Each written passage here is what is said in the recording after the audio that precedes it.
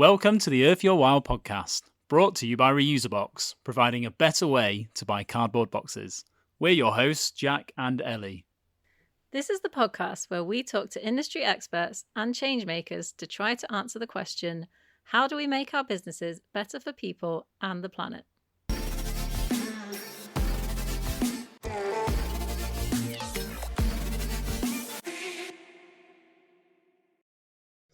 Today we're joined by Will Englander, founder of The Root Co. After waking up from surgery in 2018, Will had a light bulb moment that ginger beer in the UK needed a shake-up. It was too sweet or too fizzy, and ginger shots were too small, too harsh, and wrapped in plastic. So he created something in between, a simple, spicy ginger beer with 5 ingredients, made properly, sourced responsibly, and designed to do right by people and planet. Will, it's lovely to meet you. Welcome to Earth Your Wild. Thank you very much for having me on, and great introduction. That makes the business and me sound quite grand. So thank you. Can we start with talking about what inspired you to start the Root Co? Sure. I think it comes down to having the idea to make a ginger beer, ginger shot hybrid, as you alluded to there, Jack, and also the opportunity. I was drinking ginger beers and ginger shots simultaneously and finding ginger beers sweet and quite complicated from an ingredients perspective and not particularly healthy, despite the fact that ginger was growing in popularity as a functional ingredient, as evidenced by the rise of ginger shots. So I wanted to create something in the middle, and that was very much the business idea I thought of in 2018. I sat on it for 3 years while I worked in my first job, and then felt like I had the very lucky and privileged opportunity to leave my job as a management consultant and start a business. To be honest, there was lots of different sub reasons why I ended up beginning work on the Root Co, but it was a combination of really wanting to pursue this idea and circumstantial stuff. I'd been promoted in my job. I have 2 older brothers and they were both getting married. Life was catching up for them quite fast. And I thought, well, if I want to start a business, then now might be a good time because I'm still young and minimal responsibilities over here. And if you're not careful, life can pass you by. So there was that. And there was also an element where my dad had been diagnosed with a terminal illness, and I wanted to spend a lot of time, or as much time as I could, with him and my mum before he passed away, which was in 2023. So in the end, it took the 3 years of me working at OC&C, the management consulting firm, and then the lockdown where I was doing the recipe development for the ginger beer to actually convince me to take the leap and leave my job. But I guess that gives quite a reasonable summary of the fact that it was not just having this brainwave and idea that I was so passionate about, but also being a little bit pragmatic about the fact that I had the opportunity and what else was going on in my broader life that would suit becoming a founder too. So it's more of like a lifestyle thing for you and creating something for you to do that would fit around your lifestyle and I guess be fun to do. Yeah, I think so. I was quite critical about the business itself. I gave it some thought about whether the idea made sense with trends away from alcohol and trends towards healthiness, and in a macro context, whether there was reason to believe in this ginger beer idea. And once I'd sounded that out, it was a question of, okay, is there a good time to start this? And when would be the right time?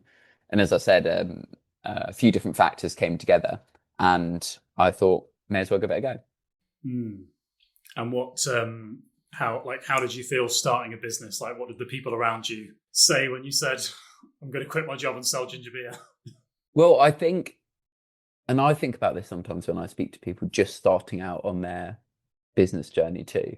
I think people are quite good at giving me the right level of advice early on, because the truth is that I had a huge amount of naivety about building a food and drink brand or building a business more broadly. I was just chatting with my colleague a moment ago about what it would be like to own a farm shop.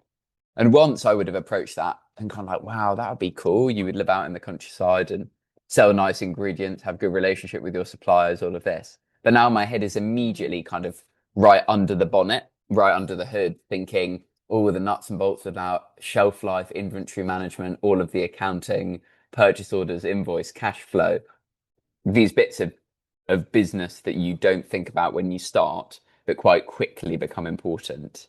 Yeah, I guess all that to say that I think people were quite supportive and enthusiastic when I started because I was doing something different. And what was particularly nice was in my first couple of weeks out of my job, I found my network really extending. So because I was doing something a bit interesting and different, people would find a friend or a sister's boyfriend's friend or a cousin's girlfriend's friend that was tangentially running a business or had started a business or was involved in an early stage business. So your network in that moment that you do something or choose to do something exciting extends pretty far, and you find yourself quite well supported with advice. And certainly I think I spoke to maybe somewhere between 15 and 20 people in the first couple of weeks, which was really helpful. A couple of those conversations were key. Don't know what it was like for you, but we started a business, and I feel like you start out with this like grand idea, and then you quickly learn that everything you thought is wrong. And you end up with a slightly different version of the idea. Yeah, I mean, it definitely takes refining, and particularly for us, I think about our packaging and how much that has changed over time. I used to design it on PowerPoint, the labels, and then I trained myself on Adobe, and finally we got a design agency to come on board. But what was nice about that was being part of that brand evolution means that I've evolved in my understanding of design. So when I'm doing anything for the business now, Instagram posts or graphics for the website or whatever it might be, I feel quite well equipped to do that because I've been taken on the journey. But yeah, sure, the idea itself and how you pitch it and how you pitch it to different audiences definitely gets refined over time. What I'm discovering now, maybe more like over the last 6 months, is how genuinely difficult fast moving consumer goods is, not only because of all of the inventory, cash flow, whatever issues, but just because there are a huge number of brands all vying for the same massive retail opportunities. And it makes it really difficult because, and we are part of the problem here, but it makes it really difficult for individual companies to succeed when there is such a high intensity of competition, because it hands over loads of power to the buyer. And at the same time, supermarkets and retailers are also under pressure themselves from cost of living and consumer budgets, plus also rising wage bills. It's not difficult to be part of this ecosystem at the moment, and the cost kind of gets passed through, I think, to suppliers, lots of whom are large enough to tolerate it. But if you're small, it can be tough to run a profitable business for sure. And why ginger beer? Ginger beer, I think, because it was something that I was drinking here in the UK and just finding always a bit disappointing for one reason or another. Often because it was too sweet, too fizzy. Often because it was not gingery enough. Complicated ingredients. Yeah, I thought it was a drink that should be great and showed a lot of promise. But particularly with the rise of ginger shots, I felt like there was a clear gap in the gingeriness, and that's kind of what we play into. We have a few different products now, each of which is slightly different level of gingery. We actually had on our branding up until maybe we were 2 or 3 years old, we had this flame scale on our cans which would indicate how fiery the drinks were. We've got rid of that now, unfortunately. But yeah, the idea is that they cater to different levels of not spice, but this gingeriness, the warmth at the back of your throat that you get with fresh ginger, rather than what I find with lots of the spiciest ginger beer or the fieriest ginger beer is that they're spiced with chili or kind of simulate the flavor of ginger and the warmth it has. And so I read on your website about you had like some sort of medical operation or something happened to you, and then that was one of these maybe factors that made you sort of think about what you're doing with your life. What happened? And yeah, tell us about that. Yeah, I think that's right. That's a good characterization. It definitely made me think about what I was doing with my life. I was in Japan in 2017. I just qualified as a ski instructor, and I was hit by a car, broke my leg. I was very lucky that was the extent of the damage, to be honest. But immediately after an operation to put metal into my leg to stabilize it after the break, which was quite a severe break, I developed a problem with my lungs. It's not dissimilar to acute respiratory distress. When people died from COVID or COVID related illnesses, that was typically the condition they ended up in, where your lungs sort of flood with water. It's almost like an or an autoimmune reaction to foreign bodies around your lungs. So my oxygen levels were dropping rapidly, and the doctors told me that they would have to put me in a coma and transfer me to a big hospital to save my life. So I was given a short amount of time to call my mum and my brothers, who were both in the UK. My dad was actually in Japan with me. He'd flown out when I was originally hit by the car, so I got to see him. But it was tough. And then luckily I woke up at the other end. But it was an easier ride for me than it was for my family, who I think had to endure 24, 36 hours of me being in a coma. And my parents were actually told that I probably wouldn't make it. So anyway, I think if you ever have something like that happen to you, well, I consider it almost like a second chance. And given that I am really lucky in my life and the circumstances in which I've grown up, I thought, why not try something cool? Given I've got the second chance, why not start a business and see where it takes me? And I've put a lot of my being into the Rootco. It's changed quite a lot, I think, particularly since becoming a 2 and then more recently 3-person team. How much all the kind of activities I'm involved with. I spend more time sat behind a desk and less time delivering ginger beer on a bicycle, for example.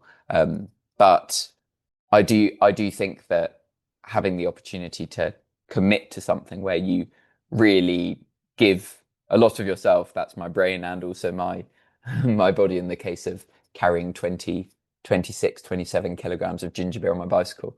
That's I'm lucky to be doing that, and I try to remind myself how lucky I am.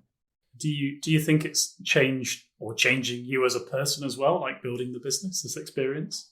Yeah, I think it would be strange if it didn't. I don't know how you guys feel about that question, but I feel like a different person it's now been 5 years since I left my last job. So I've learned a huge amount. I think in some ways there are elements I'm more cynical about. Having had to do so much transactional stuff, go into small stores and try to sell our ginger beer, go into supermarkets and try and get noticed, speak to supermarket buyers, present to them, pitch to them. I find that I'm like a bit more cynical minded about most things in life. Like if someone offers me a free product in the street, or if someone offers me something for free, I'm like, hang on, where's the motive here? But mostly it's all changed for the better. I feel like I've learned a huge amount. I'm more mature. I love leading a team and equipping my team with the tools they need to succeed as well. Yeah. And what's your kind of strength? I feel like a lot of founders, they have obviously you end up having to do lots of different things, spin lots of plates, but normally there's like one kind of strength that's your area. Yeah, I can tell you what it's not, which is the sales, the relentless sales. And I kind of hold myself back a little bit on that because I'm always committed to honesty. If there's one thing we are as a business, I think it's honest in the way that we formulate our recipes, the way that we work with our customers and suppliers. And so that means that when it comes to sales, I don't fluff any numbers or use too much hyperbole or say things that are, untrue. And I think that can actually hold us back in a market where lots of people will fluff their numbers and claim things that are a bit silly, or say, we sold 50 products in this store last week without mentioning that they were stood in the store Monday through to Sunday selling their product on the shop's behalf. But I would say if I were to have a strength, I'm quite logistically and numerically minded. So when it comes to planning stuff, I've now given up. My colleague Sam does lots of our production and logistics and operational work. But when it comes to general planning team time, planning anything that the brand needs to do, I'm quite on it in that regard. So whilst the future can sometimes seem a little bit scary, particularly in food and drink, I think as soon as plans kind of solidify in my mind, that's usually quite a long time before they've solidified in anyone else's, if that makes sense. Like I'll be, in planning terms, I'm usually 1 or 2 or 3 steps ahead of everyone else, which is helpful, I think, for my team because it means that they can plan their lives as well. Would you guys say that what are your strengths individually or together? What are your strengths individually and then your combined strength? Oh, well, this is easy. So I'm really positive. I know that's quite negative, so we balance each other out. Yeah, I need a bit of realism. I'm a realist. Yeah, I need a bit of realism, and you also need a bit of I think positivity. You're very good at selling the, sales, selling the dream to people. Whereas I've been told that I will say to people, you can buy it if you want. Like, I can't Stop do that. Stop talking to me. Go away. I don't know how to do that. So yeah, that's what my strength is. Well, we're like family, so I think that's an interesting dynamic in a company as well. It's good at like cutting out a lot of bullshit, I think. So yeah, absolutely. Anyway. So your products stick to a 5-ingredient rule. Why was simplicity so central from day one?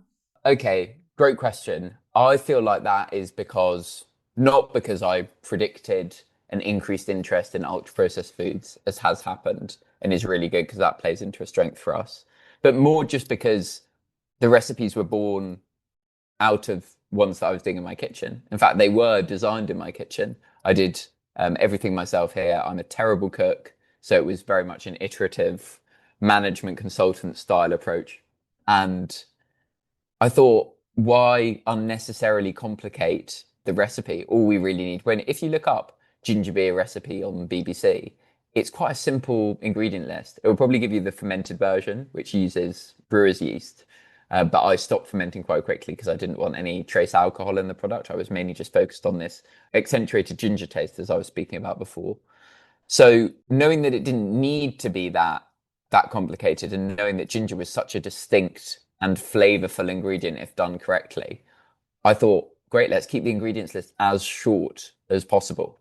Because I also wanted to lay out the ingredients very simply on the can, and that's exactly what we've done. So we source each ingredient from a single origin, and you can see it it's not like a typical ingredients list that you find on a consumer product, which has your water 80% and then in tiny writing and bolded ingredients and allergens and stuff. We're not just compliant, but we're transparent, which I really like.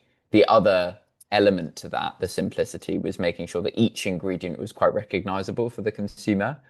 I remember we were thinking quite carefully about how to I was thinking quite carefully about how to sweeten the product, whether to use an artificial sweetener or whether to use something like maple syrup or just sugar. And when I asked my friends, I polled various WhatsApp groups I was part of, and it was very clear that people wanted something that was natural and simple and understandable. And that's really become a strength for us as we stack our product up next to the alternatives. We note how many ingredients go in. We note how many of them are chemicals, whereas ours, we have 5 ingredients, 0 chemicals and 0 ultra processed foods, which means that we're ahead. We don't need to worry about this reformulation bit. We don't make a diet drink. We make one with lower sugar than typical. And I'm proud of the fact that it is genuinely clean, not only tastes clean, but is clean too. Why is it that there's all those chemicals in drinks then, and how is it that you're able to do it without all the chemicals? Are they all preservatives or? Yeah, I mean, because of my lack of experience in other drinks businesses, I couldn't necessarily tell you why theirs are more complicated, but I can tell you why ours aren't, which is again this piece about the kitchen.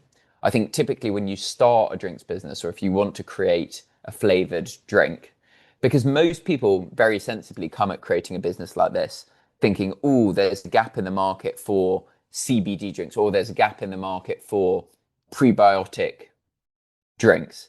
And they're thinking about running a business more than they are about creating a product, whereas I was much more product led.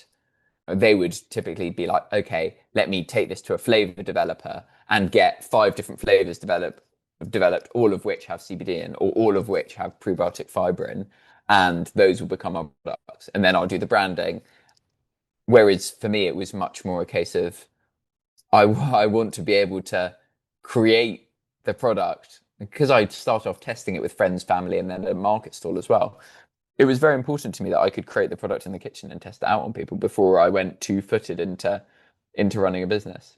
So I think that's why. There's also a flavor stabilization point of view and an acidity point of view. So to make sure that drinks are shelf stable and don't go off, you need the acidity to be quite low. So that's why you see citric acid or another kind of acid in lots of products. We just use lime juice. And you will often have a flavor stabilizer to make sure that the shelf life of the product is resilient over time. We don't have that because ginger is a very strong flavor and it doesn't degrade over time, which is just helpful and lucky, really. So I guess the simple answer is I was a bit naive about how to start, run, manage a soft drinks business. Thought I could do it in my kitchen, scale up to factory production. It actually nearly all went wrong before the business even launched. But then having figured out and refined a method of manufacture over time, we now produce quite a nice, consistent product. So it's good. And looking on your website, I noticed you wrote a bit about scaling Mount Kilimanjaro and raising funds for some of your suppliers. Is that right? That's absolutely right. Yeah. What motivated you to do that? And is your supply chain something that you're quite proud of? Tell us about that.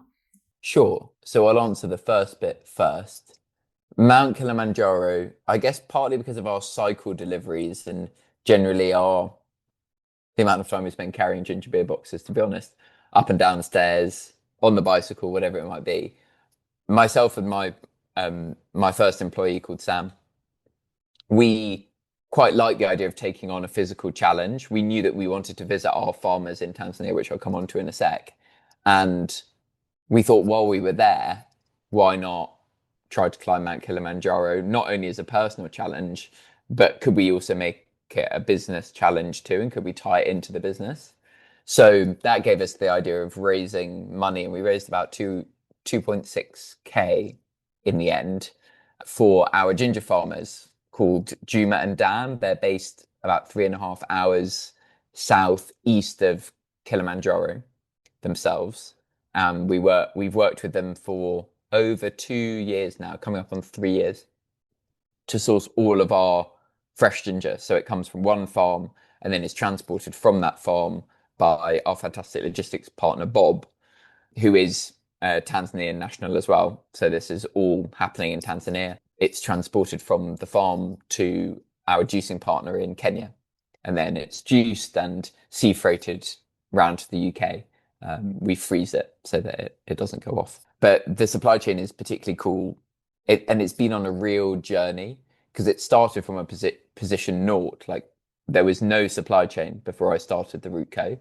And then through the help of a friend of mine called Jules, who's actually a good friend's older sister, she lived out in Kenya, helped with the initial ginger sourcing. At the time we were juicing here in the UK.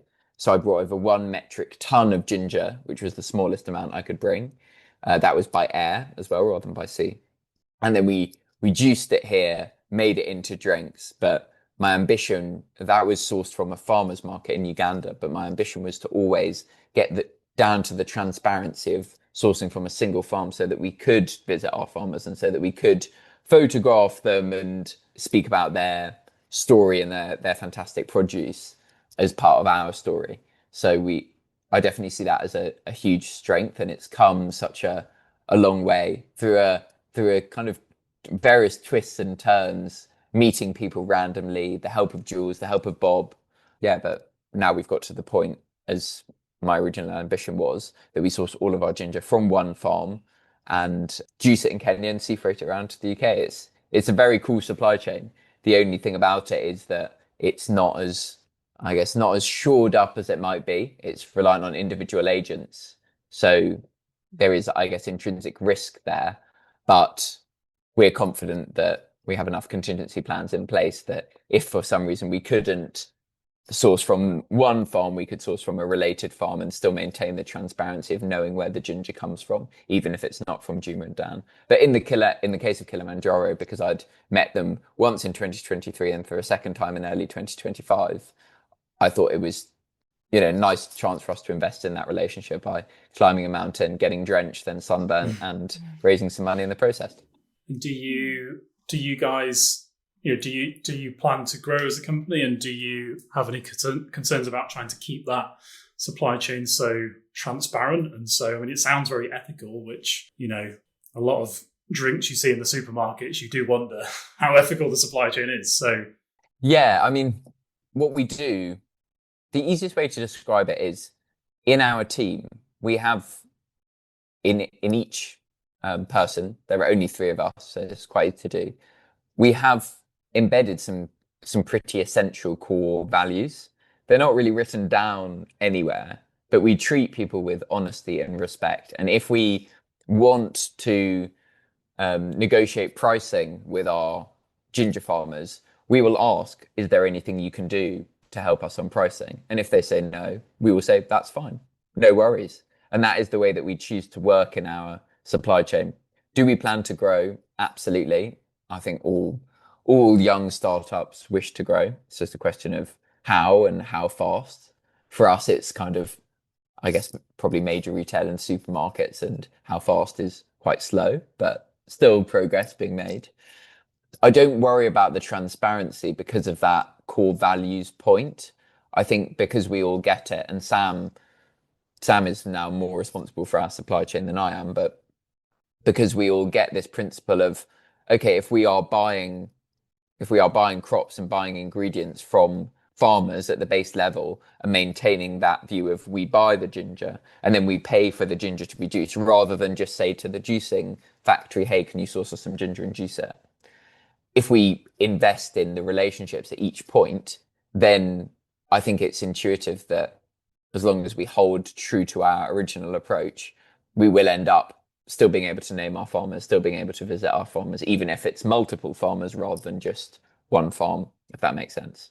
So I'm not too concerned, because the willingness and the approach is still there, and that is prioritized above and beyond just like straightforwardness or better pricing, which I think is what business economics would tell you to do, right? Go for the path of least resistance and the cheapest one. But for us, it's much more about how do we roll out our single farm and transparent approach to multiple farms if we have to? Or is there a way to source more from one farm and then work with them with the growing seasons to continually source, have a kind of constant throughput every 6 months of fresh ginger, which is all juiced, brought around to the UK and stored frozen here? Is that a viable business model for us? We haven't reached near the headroom from one farm yet. So let's see. There's a lot of uncertainty in how much ginger beer we need to supply to the UK market, depending on buyers and opportunities. So we'd love to grow as fast as we can, and we'd love to impact as many farmers as we can in East Africa. We just have to, we have to wait for our turn. I think the story is great, though, the way you explained it. Like how great is it to pick a drink up and well, that's the story. This person grows it. This person called Bob delivers it. Yeah, I think it's fantastic too. I'm very proud of it. It ties in with the recipe simplicity as well, the transparency and honesty that goes through everything we do. But I'm not sure that the customer necessarily cares that much yet. And I really would love the customer to care more. I would love the customer to think really carefully and scrutinize what is in my product and where do all of these ingredients come from, and are they sustainably sourced? But I just don't think we're there yet. I think still people care about paying as little as possible for a very tasty, high quality product.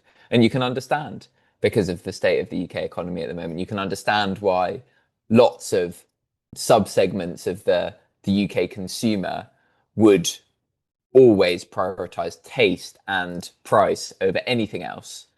But that being said, I think it sort of filters through this mechanism via the retailer. So if a shop that a farm shop that orders lots of food and drink products starts to think about sustainability and how they want their macro sustainability to be perceived, then it makes sense that they would start investigating the sustainability of each individual product.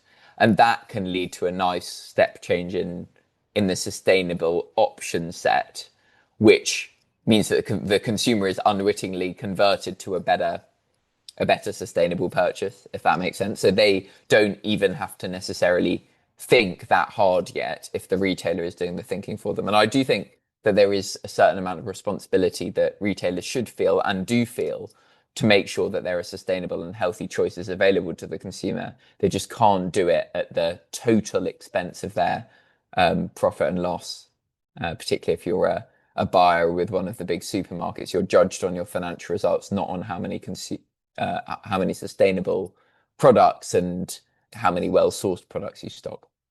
And is that, so your main customer is actually retailers, I suppose? So is that why they buy your product, do you think? Are they simply looking for a well-priced ginger beer or ginger drink that's got a good brand? Or do you think, is there any other reasons why they buy from you?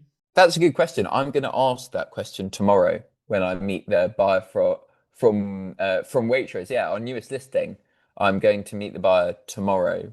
First time we've had an in-person meeting since we pitched him back in May last year. So I will ask him, what made you buy our products? Why did you buy our products? I suspect that the reason people take us on, and you're right, the majority of our sales are to retail now. It started as small stores and then small chains and bigger chains, and we started selling to supermarkets of various kinds as well, which is great. But I think the reason that shops and retailers of any kind buy into us is who we are as a team and the quality and the difference in the type of ginger beer that we produce. Because ginger beer is quite a nice familiar product up and down the UK, but the way we make it is a bit different with very nice clean ingredients, which lots of retailers care about. And the taste profile is also very different. It feels like it's taking ginger beer from being a sort of heritage soft drink into a modern version that's fit for now and fit for a health conscious consumer. And I think that that's exciting for retailers. I think that the sustainability bit is still a nice bolt-on, or more than a bolt-on, actually. It's probably, you have to have the right sustainability credentials to even be relevant, I think, to a supermarket. They look for things like B Corp. 2 weeks ago, I was chatting to other members of the Waitrose team who are responsible for our incubator accelerator program, and they were asking me about B Corp. And I think if I had to put a number on it, despite what any survey data may tell you, I reckon about 5% of the UK population tops know what a B Corp is, which is quite a tiny number, a disappointingly low number. But that 5% is an enthusiastic and, it's a growing number as well.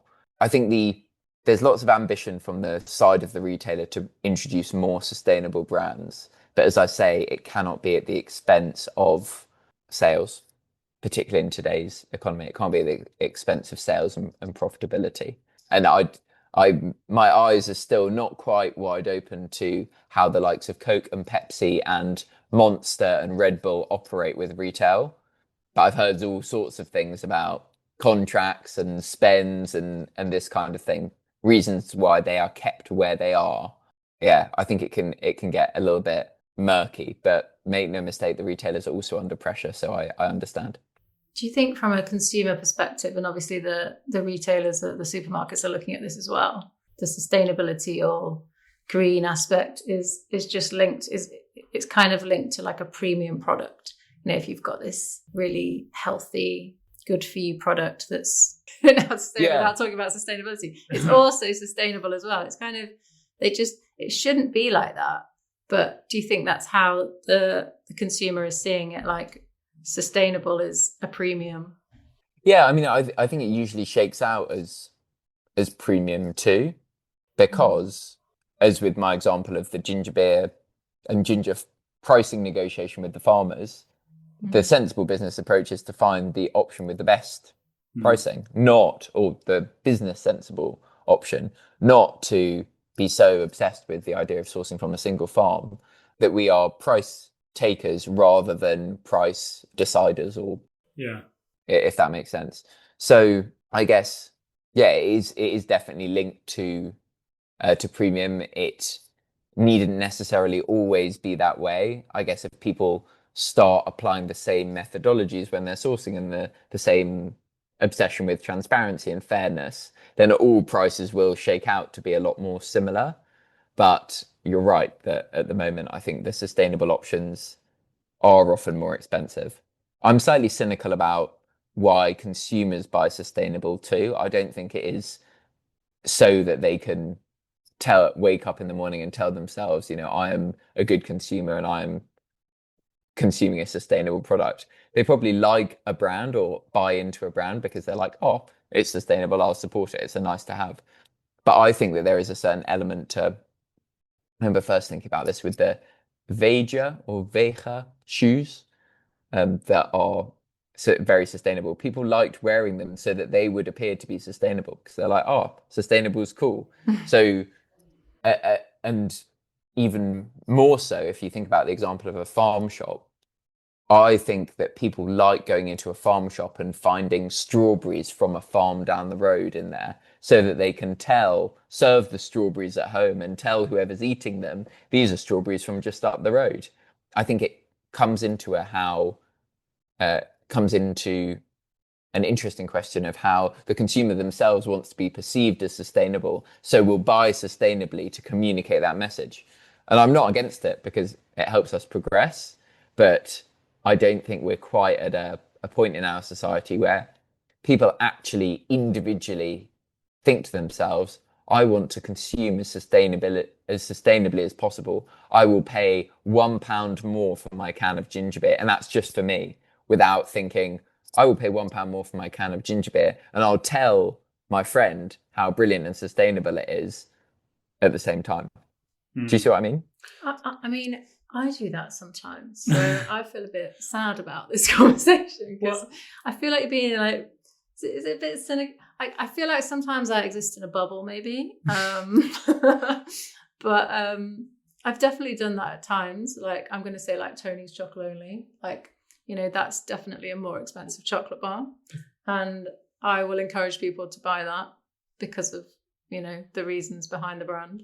But that's fine. So that's fine. I think what I would argue is like an interesting ethical discussion is whether you are buying that bar of Tony's Chocolate Only and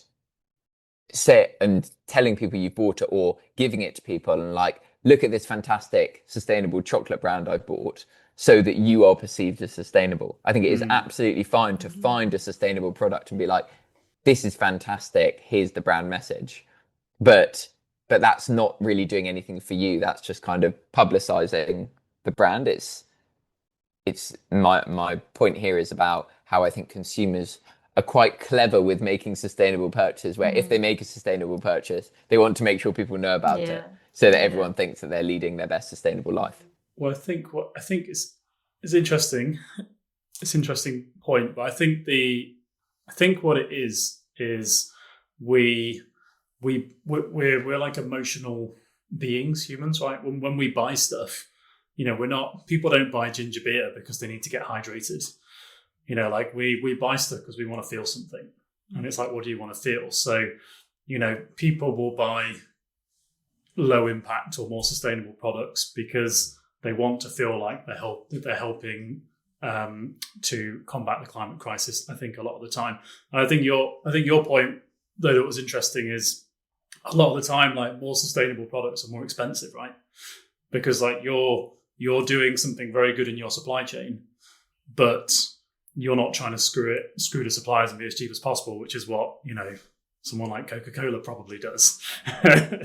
So I suppose you're gonna, like, naturally, if you're more expensive, you're reducing the amount of people that will buy your product, right? It's interesting. Yeah, I just think consumers like a story of some kind, and whether the story is for them and their personal goals about building a better world, or for them to demonstrate to other people that they are building a better world. It kind of makes no odds. It all helps sustainable brands. So I'm not throwing shade on consumers uh, for for I guess choosing products in that way. But I would say that, you know, the true, what we imagine as the perfect, ethical, responsible consumer that will go looking for a B Corp logo and that will go on your website and have a look at your supply chain. I think that those consumers are very few and far between. And I think there is a slightly broader grey area of people that like to be seen as sustainable, but are doing it more for their reputation as sustainable consumers than they are for the world as a whole. And when people make purchases, I think those of us that work in food and drink, we think about so many things, so many different facets of our brand and what makes it great. And you kind of imagine that all of them stack up in a nice little pile that eventually results in this is now enough of a reason to purchase the product. But really, I think often it's just like one thing. And it could well be I'm dehydrated and ginger beer sounds nice, or I'm feeling a bit nauseous and ginger beer sounds nice, or, oh, I remember when I had a ginger beer at my gran and granddad's house not too long ago. I really liked it. Let me try this one. I think it can be a much more simple and impulsive decision to try a new product than you might imagine, particularly when you've been so involved in the architecture of creating the product. That's true. So let's talk about healthier drinks. So there's been a real shift towards healthier drinks in the UK, with over 70% of soft drink purchases now low sugar or no sugar. How's Root's flavour development and ingredient approach helped you tap into that trend? So we, helpfully, much like the simple ingredient thing, we set out to have as low sugar drink as possible. And that is partly because I've just got a dry palate. And given that I was the one doing the recipe development, I was never going to make a particularly sugary drink. But I was quite interested in the idea and obsessed with the idea that if the product is going to be a healthy version of ginger beer, it needs to taste healthy and also factually be healthy. So the way that we think about sugar is we will never use sweetener. We have to use it. And we choose to use agave, which is lower glycemic index than typical cane sugar or any refined sugars. It comes from an agave plant, which I found out yesterday is actually not a cactus. I've been calling it a cactus for a while. It looks a bit like a cactus. But yeah, that's basically how we think about it. And we try and reduce the amount of sugar in our can, not only so it's healthier, but also so you get more of the ginger flavor coming through. Because if you sweeten, and we found this particularly when we use maple syrup, if you have something that's got quite a high sweetness level, even if it's the same amount of sugar, let's say maple versus agave, if maple tastes quite sweet, and that can almost net out some of the fieriness of the ginger coming through. So it's in our interest, not only from a flavor perspective, but also from a consumer health perspective, to put less sugar in our drinks. And would you say the Rootco is it like a healthier soft drink, would you say? Or yeah, that's certainly what we intend it to be. And for me, it really depends on your definition of consumer health. I was again discussing this with the team from Waitrose, and they were asking me about our sales in January and do you see an uptick in sales because people start the year looking for healthy products.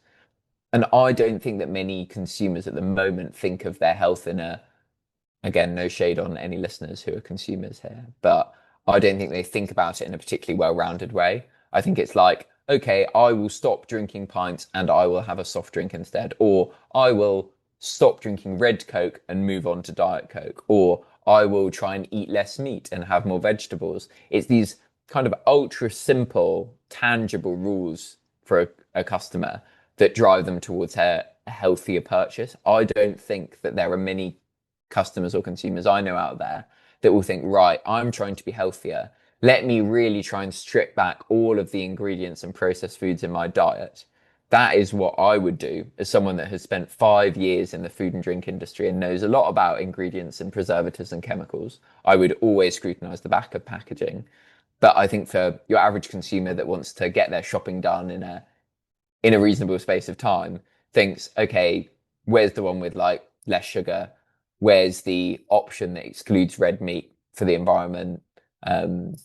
Maybe I'll try this because it's got a few more greens on the nutritional label on the front of a packet than it does do oranges or reds. It's these simple prompts that I think consumers look for much more than they think about the holistic, how healthy is this product for me? But in direct answer to your question, do we make a healthy ginger beer? I would say absolutely we do. And that comes from very few ingredients, low sugar, and just recipe simplicity. Yeah, most of all. I think just having real sugar in it is a start, right? I mean, all this artificial sugar and sweetener, I mean, I'm no expert, but I hear it's really bad for you. It can be. There was a study conducted in Brazil in November, which reported how bad it was for you. And I think probably every 6, 9, 12 months, we'll end up with a new article that says this sweetener is bad or that sweetener is bad. I also think that there's good evidence to show that sugar is bad for various elements and aspects of consumer health. But my thinking on that is kind of better the devil you know. Sugar has existed in our diets and in our lives for centuries, millennia, maybe. Don't know the history of sugar specifically. But what that means to me is that if you're looking for a natural product, just like ginger, actually, same thing. We're not doing a drink with lion's mane mushroom because we don't want to be part of a trend or a fad. We want to pick on a functional ingredient, ginger, that has existed in homeopathic medicine for centuries, particularly I'm thinking of East Asia, and has all of these fantastic health benefits that have been proven in various ways over time. And, you know, we feel the same about sugar. We would much rather use an agave syrup that comes from a plant, is vegan, is nice and natural and relatively unrefined, than go opt for the latest sweetener. I remember looking at monk fruit extract for a while and erythritol and other natural sweeteners we could use. I think much better that we just stick with something relatively simple. So I wanted to talk about your packaging choices. Sure. So with younger consumers more likely to recycle and care about packaging circularity, how crucial is connecting with Gen Z and millennials for a purpose-driven drinks brand? Yeah, interesting one. I think it is absolutely important to think about the way that your product is packaged. That's why we produce in cans. Really, our drink and the way it separates would do much better in a bottle because you'd be able to see that you need to give it a little mix, whereas that's totally impossible in a can. It's opaque, so we have to try and encourage customers to mix the cans. But we try and use as much paper in our label as possible and minimize plastic there. We want to make sure that when we are thinking about cardboard and cardboard use, we're being diligent too. We managed to reduce our cardboard consumption by, I think it was something like 40 odd % last year, just by moving from double wall to single wall, because we figured we didn't need it. We've put fragile on our boxes and hope couriers are a little bit more careful. And we think about driving connection and, again, kind of transparency and doing all we can with our packaging choice so that no customer orders our products and thinks, oh God, they've used a bit too much packaging here, or this doesn't feel very sustainable, or what's all this plastic doing? That's the key point. But in terms of Gen Z shoppers, I think that still a lot of, we've chatted quite a lot about customer behaviour on this podcast, which I wasn't actually expecting to do, but I think is interesting. And I think that Gen Z customers often will consume a product, particularly a premium product, more on a kind of need occasion than a want occasion. So if you put your ginger, we produce a ginger shot as well, a customer will just buy it and then be like, oh, nice that it's in a can, rather than thinking, I'm not going to buy this product because it's not in a can. They'll walk into a cafe, and if they're like, I need a ginger shot, I'm really hungover, or I'm really ill, I need a ginger shot, they will buy whatever ginger shot's there. And great if it's in a can rather than plastic. That's kind of the way around I think it works. So more still on a price, need, taste basis, a purchase is considered, than on a how is it packaged basis. I would love it to be different, worth saying, but I still think consumers are driven by the simple stuff. I suppose what you use is a bit more niche though, right? Like it's not like, I can't imagine there's like a whole shelf of, maybe there is, I don't know, but, like a whole shelf of ginger shots. Whereas, if you just want like a fizzy drink, there's probably like 10 different options, right? But then if you want a ginger shot, there's normally one or two, I imagine. Yeah. But even in that example, so let's say you have a row of ginger beers where you have 4 or 5 different options. I don't think many customers are thinking, I'm going to have the one in a can. Yeah. Definitely. I think they are more likely to look at the prices, look at a discount, maybe have a look at the ingredients if they're a real ginger beer enthusiast. But it could just be like the brightness and colour of the packaging. So I don't want to say these are tick boxes because it means more to us as a brand than that. But what I will say is it's important to get this sustainability stuff right. But that is more driven from an internal desire rather than we think it's massively important to customers.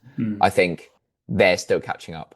We've already touched on this a bit, but let's go a bit deeper. So now that you're in major grocery players like Waitrose, Ocado and Whole Foods, how do you protect purpose while scaling? How much of your focus is still on sustainability, flavour and simplicity versus how do you get the volume up?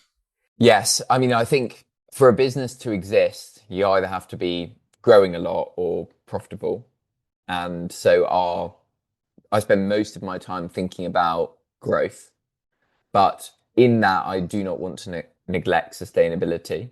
And it is very important to me, very important to the fibre of our business that we have built here. We don't want to make compromises in our supply chain, particularly when it comes to the bits we really care about, i.e. our East African supply chain. We would love to build it, grow it, if we can involve other businesses in it too. That's something that we would welcome. If we can form a small purchasing group of brands that all would like this fresh ginger juice, then fantastic. Like that's good for our farmers and good for them, even though it may not be best for our protection of this kind of magic ginger that we use. I guess also tied to that is how we make sure as a team we are delivering kind of the right sort of sustainability internally and involving ourselves in external sustainability projects. The truth is that as a 3-person team, we don't have tons of time and energy for loads of volunteering or loads of fantastic programs around where we are in Islington. I was reading an article about Brewgooder, who are a Scottish beer brand that are doing fantastic things within Scotland to progress their sustainability initiatives. And I was thinking how fantastic to be able to do that. And it would be really nice if we could too. But the truth is that we are facing such a competitive and difficult industry that for now we need to focus on growing the business, not neglecting any of our sustainability so that we're still operating in the way that we set out to, still totally transparent and not having any compromise there before we can get to the good stuff where we donate a portion of our profits when we make some profits or involve ourselves in some sustainability and volunteering. I was actually messaged about a B Corp, London B Corp volunteering day as part of B Corp month, and I will try and get our team involved in that if we can. But in terms of resource, yeah, we're focused more on growth and doing things correctly than we are on coming up with new ways to be the most sustainable brand we can. I would love that to change. I really would. But we all wear many hats and most of those hats are driven at growing the business. Do you ever think though that those things would actually help you to grow the brand? Because a big part of B Corp is, purpose and profit. And it's been statistically proven that B Corps are more successful for those reasons, because they put people and planet, on the same level. As obviously profit is really important. You don't have a business without profit. But do you think those would help you to grow further? Yeah, I mean, I think if there are elegant ways to do both, we always jump at them. So if there was a B Corp network of retailers that were looking for sustainable products to work with and create some sort of co-volunteering or co-marketing campaign around sustainability, that'd be absolutely fantastic. Every year I ask Ocado and Whole Foods, what are you guys doing for B Corp month? And we would absolutely jump at chances to be involved there. And I'm someone that often will believe in a better world and really hopes that things will work out work out well. Like if we donate to a charitable cause, that they will do something in their newsletter or put some photos up of our products, and that might mean that we get some sales and spread some awareness of our brand, which can really help us at a later date. So I guess in a long-winded way, Ellie, in answer to your question, I think we've tried a bit of stuff to do that, to grow and make sure that we are positively impacting environment, and really trying to find opportunities to make sure that we can have a positive impact. Well, I think you guys are obviously in quite a young stage as a company still, and it's all about like growth and all about financial sustainability. So I think it's to be careful sometimes thinking about the only way to have an impact is by donating, because there are so many ways you can have a great impact. I mean, what was that company we had on Bamboo, Bobby? Do you remember them? Yeah. Where they were like, they've thought about, do we donate some money to charity? And they were like, actually, we've got like a real kick-ass marketing person and we've got a great salesperson. And they were like, how about we just spend, we all do 45 hours a week. How about we spend 5 hours a week working on marketing campaigns to help, different grassroots projects that are doing like social or environmental initiatives. How about we try and promote other? So I think there are different ways of approaching it, but I think you're right. It's easy to fall into the trap of thinking the way that we can help have a positive impact on society is to just give out money, and I guess you have to be really careful with that when you're a young company, because money's like, that's your blood. You got to be careful not to sacrifice the financial sustainability of the company. Yeah, it's a good challenge, and obviously we can always do more, and I guess that's on me to find opportunities for our team to get involved in volunteering opportunities, whether that's locally or more broadly. It's just easy, I guess, easier if you are committed to growing your revenue, which will trickle down and positively impact all of your supply chain, which, as we've discussed, I've worked hard to make sure is as transparent and sustainable as possible. It's maybe easy to be like, right, what we should focus on here is just growth, because we know that will have a proportional and increasing impact on all of those areas that we've focused on in the past. But in the past, but maybe it's a little bit not neglectful, but a little bit lazy of me to think of it that way. So, what's your message to aspiring founders who want to build a brand with purpose, not just profit? I think it's very important to make sure that you are building an organization that you are ultimately proud of. So you're building a product, you are building a team. It's a tough journey, particularly in food and drink. I'm sure it's a tough journey in lots of other sectors too. And you have to make sure that you are fully committed to what you're doing. And a big part of that is making sure that it is for the betterment of the world or the betterment of society. So that when you come on sustainability podcasts and meet people like Jack and Ellie, that you feel like you can answer their questions, or most of their questions, with a level of honesty and accountability, I would guess, to make sure that, ultimately you're proud of what you do. You will need to live and breathe your production organization for many years, and it's a lot easier to live and breathe something that aligns with your own values. You may choose not to care about sustainability, or you may choose not to care about the environment, but I think it is a better life choosing to care and trying to build a better world for the future too. So what's next for you in the Rootco in terms of product innovation and environmental impact? Yes. So on the environmental impact front, we think of it as continuous improvement. So always investigating these small ways in which we can do things a little more smartly, like single wall, double wall cardboard conversation. That gives you a bit of an insight how we can pack and reuse boxes more efficiently to reduce our overall consumption. We recently did a life cycle analysis of our original ginger beer with 4 fantastic students from Columbia University in New York. And they came up with a few recommendations, some of which are more possible than others, to help minimize our carbon footprint on our cans. In terms of product innovation, I think we are still focused on drinks for now and all of the sustainable sourcing that goes behind it to create more products or do something a bit similar to what we've done in canned drinks with a different category. The example that comes to mind is ginger sweets. I guess sweets, a lot like soft drinks, have quite a bad reputation for being sugary and being unhealthy. So wondering whether we can do something to strip back the number of ingredients that go into a sweet and have a nice strong ginger component, so they're more healthy sweets.